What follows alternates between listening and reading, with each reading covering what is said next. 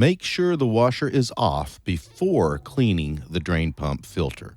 Open the dispenser drawer by pulling on the handle at the base of the washer.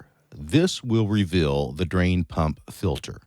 Remove the drawer by releasing the tab on each side.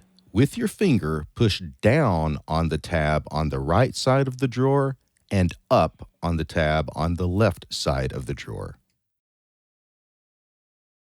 Place a broad, flat container beneath the drain pump filter to collect the drain water.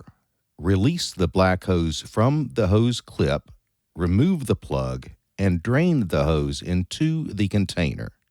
Repeat this procedure if necessary until all the water has drained. Make sure that the black hose is completely dry, replace the plug, and secure the hose in the clip. If water does not drain well, push in the hose slightly to remove any possible kinks. Lay a cotton cloth beneath the drain pump filter to absorb any water still in it.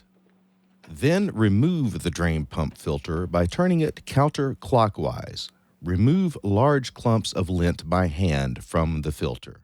Remove remaining residue from the filter by rinsing it with water. Reinsert the drain pump filter by turning it clockwise. Make sure to turn it as far as it will go, with the filter handle remaining as close as possible to the vertical position. Replace and close the dispenser drawer. Make sure to insert both rails simultaneously when replacing the drawer. You will hear a clicking sound that indicates the rails have engaged. To ensure proper placement of the drawer, pull it out fully. The drawer should be fully engaged and the rails locked into place. Make sure the drain hose is secured in the hose clip and tucked underneath the cutout.